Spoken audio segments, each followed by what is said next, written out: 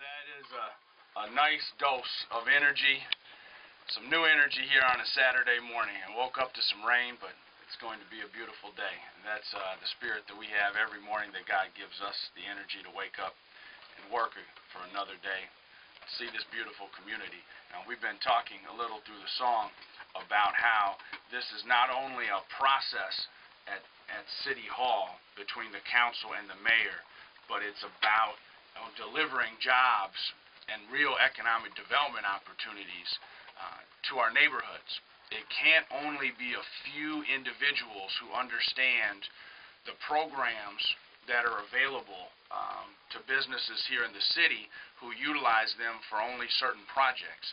We have to make sure that this whole process of business startup and expansion and application for tax credits and the programs that the city administers, which ultimately come through the budget and the city council, that this is all made public so that we can have more investment and more entrepreneurial activity. I mean, this could be really something that changes how business is done here in Flint. And, we did I put on a forum with some different interest groups about 2 weeks ago at the Room Center, because this is some of the exact things you've been talking about. I mean, we had a forum, we talked briefly, and then we had G-Card and our down payment assistance people all there to sign people up. And that's the kind of things. We need to be proactive. We can't assume that people know the services that we offer. We need to go out there and tell people, this is our residential services. This is our business services. We want you to operate in Flint. We want to make Flint companies stronger. If every Flint company is able to hire one more person, we've drastically reduced our unemployment. And that's the way that I think we can do things, that we put Flint back working again. I agree with you, Annika. I think that the more that we can empower our business associations, and the more that we can empower our block clubs, and in some kind of way, I really think they need to have some training and development, and we need to set some standards across the board. Sure. Because in some cases we have one person that's a block club. In some cases we have two people that's a block club. And I would hope that City Council and the administration can sit down and develop a baseline. Yeah. So that everyone understands that if you're going to become a block club, this is the baseline that you operate from, so that we'll have a standard.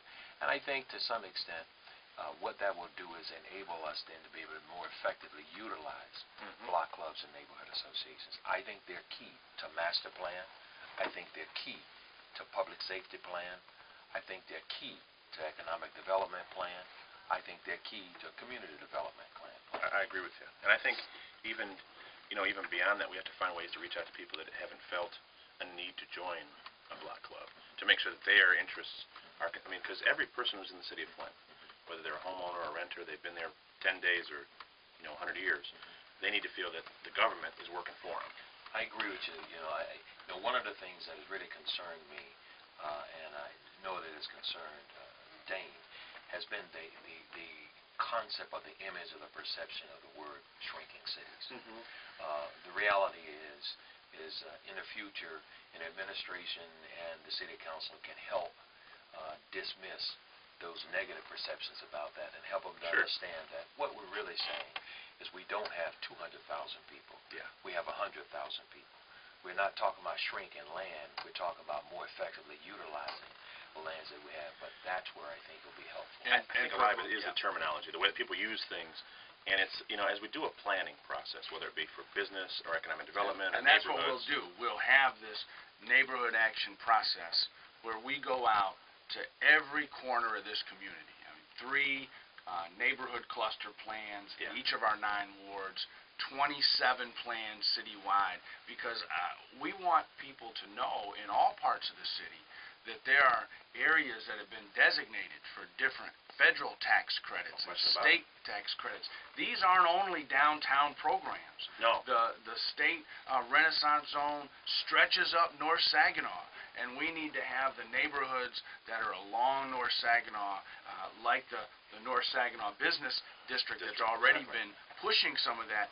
We need to help that organization broaden the stakeholders in that process and help neighborhoods understand all the way up that corridor that there are programs in place for their part of town, not only for someone else's part of town. And one thing I know Greg knows about from his background is that one thing we've done as a city poorly and I'm not, whatever the blame is, that's over with. But you know, we need to work with agencies that are going to leverage their dollars.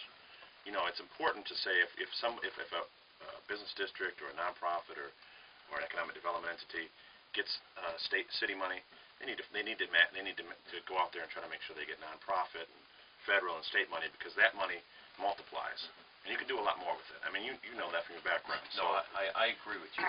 I think that when you consider the city, when you consider economic development, workforce development, and land bank, between the three of those, there's some tremendous potential. Sure. And I've never felt, in my experience, that past administrations have effectively utilized workforce development dollars. And that's where we're going with this conversation. That's what this campaign for change is all about. That's what gets our team up and at it every day, is that we are overdue for this change here in the city of Flint.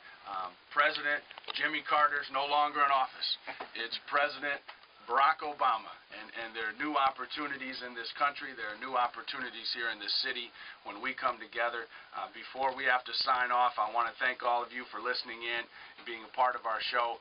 Mr. Greg Eason for joining us again, as we're now going to do all the way through the election to show what this new coalition is all about.